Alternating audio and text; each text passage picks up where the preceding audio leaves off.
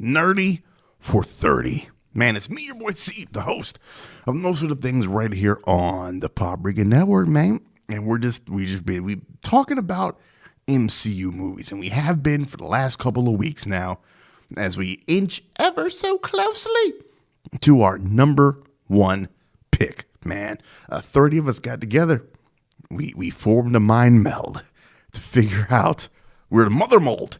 We figured out, man, the definitive rankings, the Paprika cut, the Paprika directors is cut of the rankings of the MCU movies. And we've just been talking about them one a day, starting at the bottom, working all the way up to the top, man. Today's unveiling, number 2, Avengers Endgame.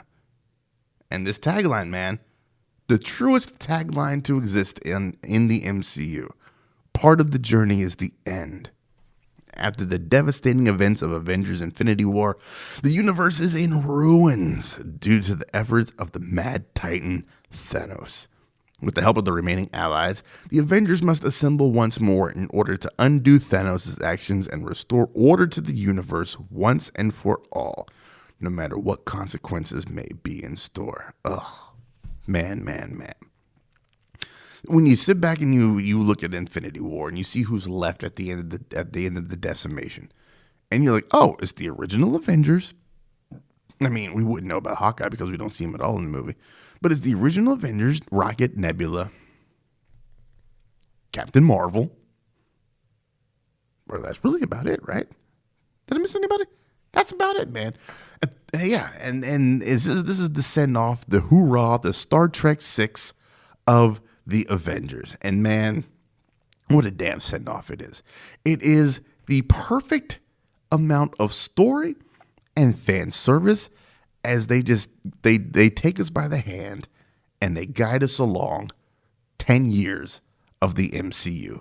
You get the Battle of New York from Phase 1. You get some Thor 2 in there, with Thor going back to the events of the Dark World, which kind of retroactively makes that movie almost decent.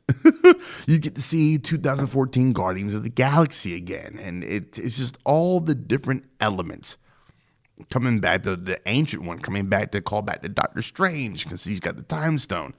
It's just watching them relive the greatest. It's the greatest hits tour. That's what Endgame is. It's the greatest hits tour. Oh, and Ant-Man. I knew I was forgetting somebody in there. Using the quantum realm to find a way to go back in time to get the stones to undo what Thanos has done, because he used the stones to destroy the stones.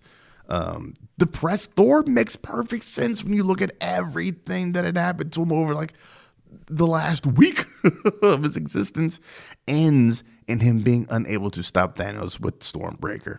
Because he didn't aim for the head, and what that does to his psyche just sends him into a tailspin. And it's good to see that our boy is back to mostly fighting shape in Love and Thunder, man. Just what happens throughout this movie. This movie needed its incredibly long runtime just to tie up every loose end. Stark's relationship with his father, Steve's relationship with Peggy Carter. Yeah, Peggy Carter. All that goes on. The Stark's final bit of character development from selfishness to selflessness all throughout there. Widow, making the sacrifice to finally wipe out the last bit of red in her ledger. It all comes into play here. We get Hawkeye as Ronin, which is part of the New Avengers. The Brian Michael Bendis run, if you want to go and read that whole thing. That happens pretty early on in the Bendis run, if I remember correctly. You get Hawkeye as Ronin, just out here clapping out dudes indiscriminately, criminals getting taken out left and right by him. We finally get to see Captain Marvel be the baddest of badasses, and Wanda being the baddest of badasses, which led to the raging debate of who's the more powerful Avenger, man. Is it Wanda or is it Captain Marvel? We kind of got a bit of an answer to that in Multiverse of Madness, because Wanda takes out the Illuminati with these. You stole everything from me. The 14 Thanos that we got is just way more fucking ruthless than the 2018 Thanos that we got. Like, that dude had purpose, and he was ready to sacrifice everything to accomplish his mission. And if we thought Thanos from Infinity War was a madman, the 2014 Thanos from Endgame is far worse than that Thanos is.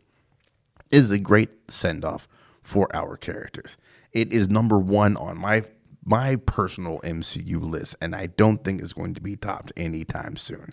But that is it for this particular Nerdy for 30. Man, we will be back with more in 24 hours right here on Paprika.